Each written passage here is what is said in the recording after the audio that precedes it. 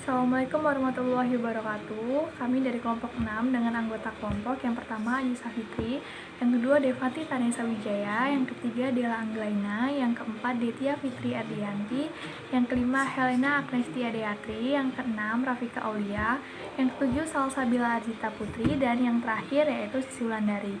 Nah, di sini kami ingin menjelaskan mengenai materi yaitu tentang manajemen letter, client representation letter, dan juga manajemen audit. Untuk materi yang pertama akan disampaikan oleh teman saya. Pengertian manajemen letter. Manajemen letter merupakan suatu surat yang dibuat oleh kantor akuntan publik atau KAP ditujukan kepada manajemen perusahaan yang diperiksa laporan keuangannya atau diaudit, yang isinya memberitahukan kelemahan dari pengendalian inter perusahaan baik material maupun immaterial weakness yang ditemukan selama pelaksanaan pemeriksaan disertai dengan saran-saran perbaikan KAP. Menurut Whittington O'Reilly dan Company 2001, manajemen letter adalah suatu laporan kepada manajemen yang berisi rekomendasi untuk perbaikan kelemahan-kelemahan yang diungkapkan akuntan publik setelah mempelajari dan mengevaluasi pengendalian intern perusahaan. Untuk mempelajari dan mengevaluasi pengendalian intern, akuntan publik bisa menggunakan yang pertama internal control questionnaires, yang kedua flowchart, menggambarkan arus dokumen dan memproses suatu transaksi dari awal sampai akhir dengan menggunakan simbol-simbol tertentu. Yang ketiga, menggunakan naratif memo atau penjelasan tertulis dari sistem dan prosedur akuntansi. Dari ketiga cara tersebut, akuntan publik akan mendapatkan suatu gambaran mengenai pengendalian intern yang ada di perusahaan secara teoritis.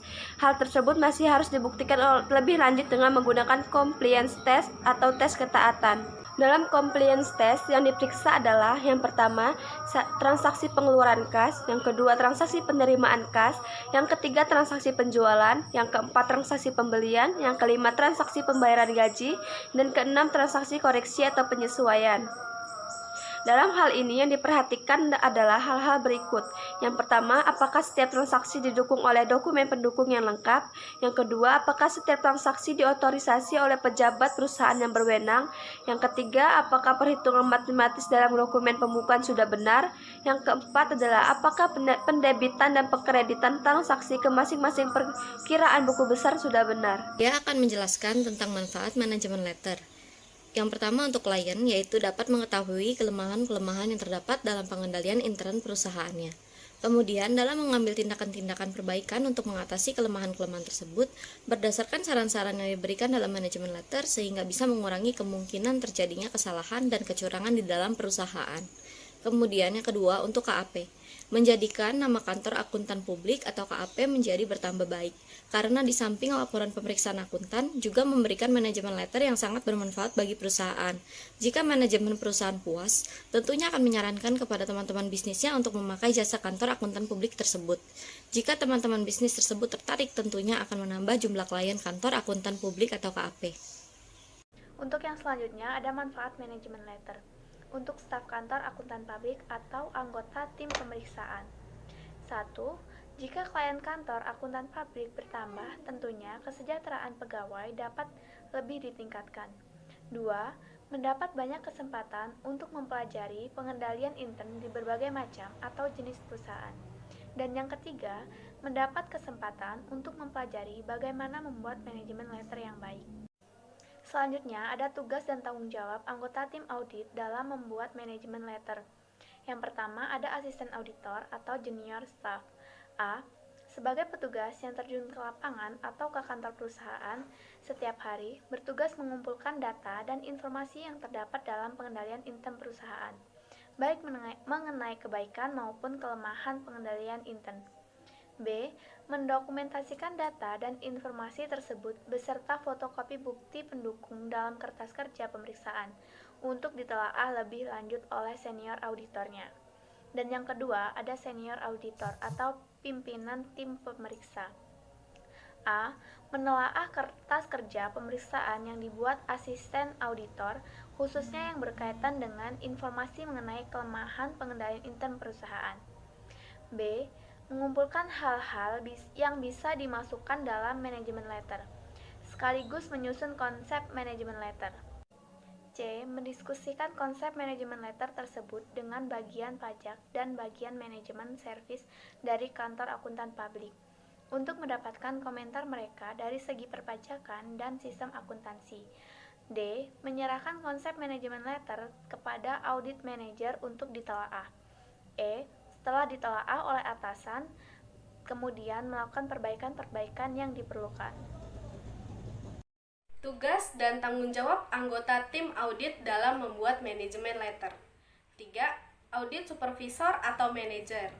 A. Menelaah dan konsep manajemen letter, mengusulkan perbaikan-perbaikan yang diperlukan kepada senior auditor. B. Menyerahkan konsep manajemen letter yang sudah diperbaiki kepada audit partner untuk ditelaah. C. Setelah ditelaah audit partner dan diperbaiki, atau jika ada saran perbaikan dari audit partner, mendiskusikan konsep manajemen letter tersebut dengan manajemen perusahaan. D. Melaporkan kepada partner mengenai hasil diskusi dengan manajemen perusahaan dan meminta persetujuan audit partner jika ada saran perubahan dari manajemen perusahaan, dan memerintahkan konsep terakhir manajemen letter untuk difinalisasi. Keempat, ada audit partner. A. Menelaah dan mengedit konsep manajemen letter yang diterima dari audit manager dan diskusikannya dengan audit manager, jika perlu dengan audit senior. B. Mengembalikan konsep tersebut berikut saran-saran jika ada kepada audit manager. C. Menelaah kembali konsep yang sudah diperbaiki, meminta audit manager untuk mendiskusikannya dengan manajemen perusahaan. D. Membahas audit manager hasil diskusi konsep manajemen letter yang telah diajukan oleh audit manager dengan manajemen perusahaan. E. Menandatangani manajemen letter yang final untuk dikirimkan kepada manajemen perusahaan. Yang selanjutnya adalah pengertian CRL. CRL adalah surat yang dibuat oleh klien dan ditunjukkan kepada KAP yang berisi pernyataan mengenai beberapa hal yang penting seperti 1. Manajemen harus bertanggung jawab terhadap kewajaran penyajian laporan keuangan perusahaan sesuai dengan prinsip akuntansi. 2. Semua data, baik catatan akuntansi seperti general ledger hingga laporan posisi keuangan dan juga catatan akuntansi seperti notulen, rapat direksi, akta perusahaan, dan SOP yang diperlukan dalam pelaksanaan audit seluruhnya diperhatikan kepada auditor. 3. Dalam CRL juga dapat menyatakan ada atau tidaknya aset perusahaan yang dijadikan jaminan atas kredit yang diperoleh dari bank. 4. Menyatakan ada atau tidaknya transaksi-transaksi hubungan istimewa dengan perusahaan induk atau subsidiari. Misalnya untuk transaksi pembelian atau penjualan, maka harus dinyatakan bahwa transaksi tersebut harus dilakukan dengan harga pasar yang wajar. Yang selanjutnya adalah kegunaan CRL. Manfaat CRL bagi kantor akuntan publik sangat besar sekali. Misalnya, jika ternyata klien tidak mencatat transaksi perusahaan secara keseluruhan, atau ada bukti-bukti yang disembunyikan atau tidak diperlihatkan kepada kantor akuntan, sehingga ada pihak-pihak yang menggunakan laporan keuangan klien dan merasa dirugikan, lalu mengajukan tuntutan kepada akuntan publik di pengadilan. Dalam hal ini, akuntan publik dapat menunjukkan surat pernyataan langganan tersebut sebagai bukti di pengadilan, sehingga tidak bisa disalahkan. Jika akuntan publik tidak memiliki surat pernyataan langganan, maka ia bisa disalahkan di pengadilan dan harus membayar ganti rugi atau dicabut izin prakteknya oleh Menteri Keuangan jika terbukti lalai dalam melakukan pemeriksaannya sehingga merugikan pihak lain. Selanjutnya, saya Rafika Aulia ingin menjelaskan mengenai isi dari Client Representation Letter. Jadi, Ikatan Akuntansi Indonesia menyatakan dalam Standar Profesional Akuntan Publik PSA nomor 17 bahwa surat Representation Letter umumnya meliputi hal berikut ini jika memungkinkan.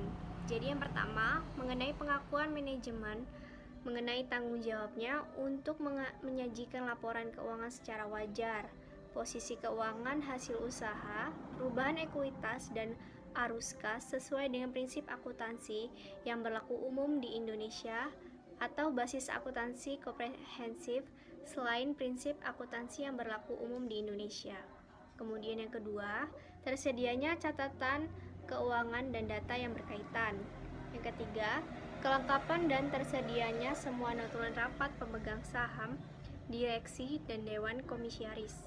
Yang keempat, tidak terdapat kesalahan dalam laporan keuangan dan transaksi yang tidak tercatat.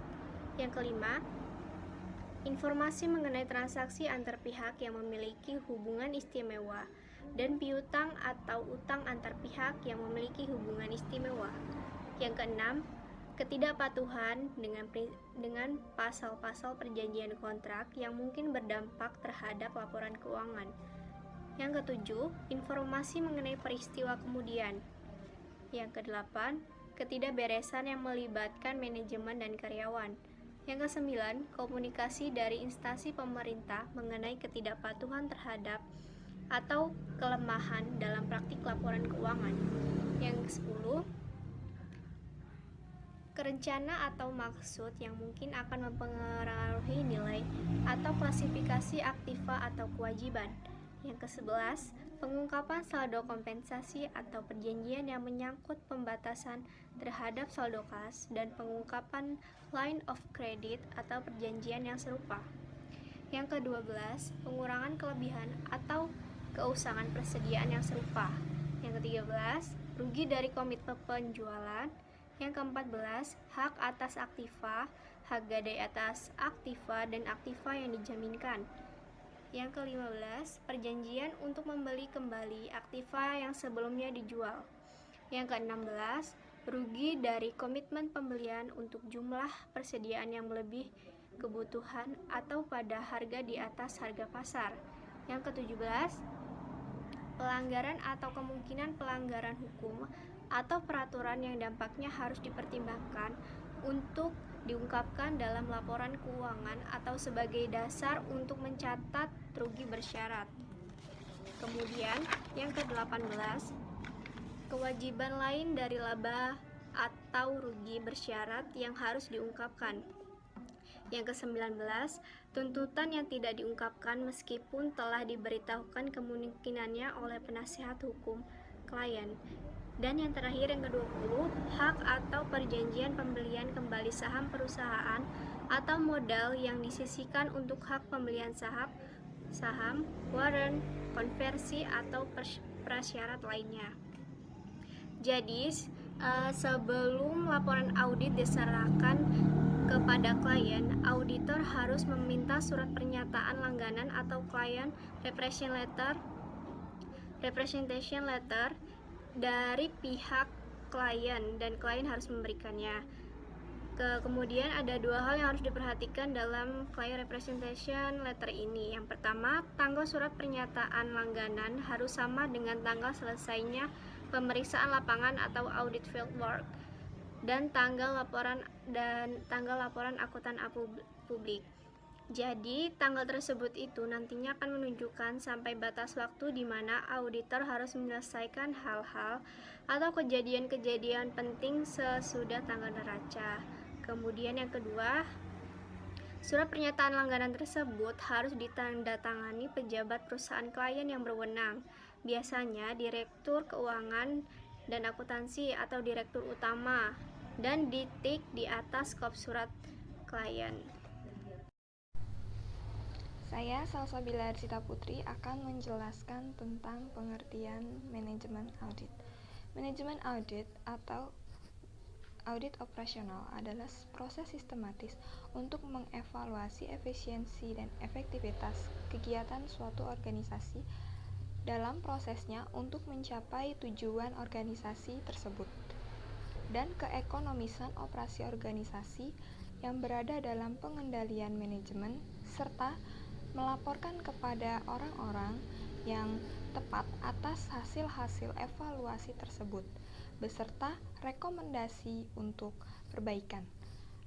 Audit manajemen dirancang secara sistematis untuk mengaudit aktivitas program-program yang diselenggarakan atau sebagian dari entitas yang bisa diaudit, untuk menilai dan melaporkan apakah dana dan sumber daya telah digunakan secara efisien dan efektif, serta apakah tujuan dari program dan aktivitas yang telah direncanakan dapat tercapai dan tidak melanggar ketentuan dan kebijakan yang telah ditetapkan oleh perusahaan tersebut.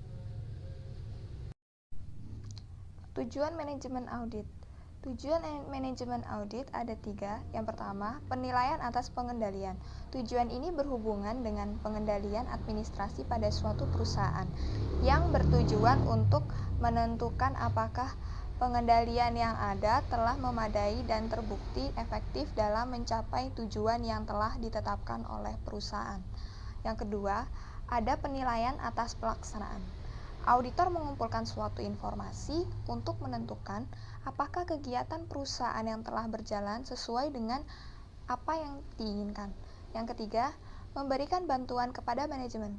Sebagai seorang auditor, untuk membantu manajemen harus memahami dahulu prinsip-prinsip manajemen yang diterapkan dan fungsi-fungsi manajemen, yaitu planning, organizing, staffing, leading, and controlling. Nah, yang selanjutnya yaitu mengenai manfaat dari manajemen audit. Jadi ada beberapa manfaat dari audit manajemen, di antaranya yang pertama yaitu mengevaluasi tujuan, kebijakan, sasaran, peraturan, prosedur dari struktur organisasi yang belum ditentukan sebelumnya. Yang kedua yaitu mengevaluasi kriteria pengukuran, pencapaian tujuan organisasi, dan penilaian prestasi manajemen. Yang ketiga yaitu secara independen dan objektif menilai prestasi individual dan kegiatan unit organisasi tertentu. Nah, yang keempat yaitu menilai efektivitas, efisiensi, serta kehematan sistem perencanaan dan pengendalian manajemen. Yang selanjutnya yaitu menemukan atau mengidentifikasi masalah organisasi yang timbul dan jika mungkin menentukan penyebabnya. Yang terakhir yaitu menilai atau meyakini reliabilitas dan manfaat berbagai laporan pengendalian manajemen. Kemudian yang selanjutnya yaitu tahapan dalam audit manajemen. Tahap yang pertama yaitu definisi ruang lingkup proyek. Nah, yang tahap audit manajemen ini merupakan tahap pengenalan dengan tujuan untuk memperoleh pemahaman mengenai latar belakang dari kegiatan yang diperiksa. Hal ini lebih mudah membantu auditor dalam mengidentifikasi masalah yang timbul, kemudian menentukan penyebabnya, dan kemudian melakukan tindakan-tindakan pembetulan. Nah, tahap yang selanjutnya yaitu tahap rencana, persiapan, dan juga organisasi.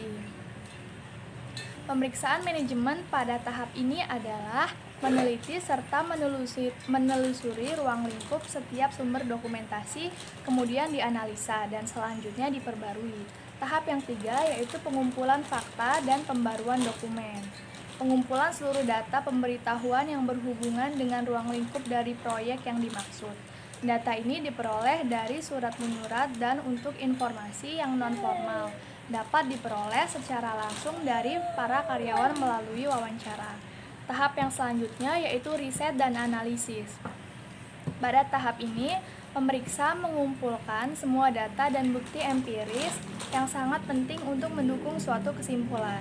Dan selanjutnya penelitian ini akan diubah sesuai dengan tujuan perencanaan dan mengevaluasi keadaan ruang lingkup tertentu.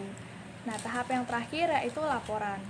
Jadi dari hasil pengujian dan pemeriksaan yang dijelaskan dan dilaksanakan, kemudian tahap akhir dibuat laporan hasil audit secara menyeluruh yang merupakan kesimpulan atas pemeriksaan yang dilakukan tersebut. Demikianlah yang dapat kami sampaikan. Mohon maaf apabila ada kekurangan. Kami akhiri. Wassalamualaikum warahmatullahi wabarakatuh.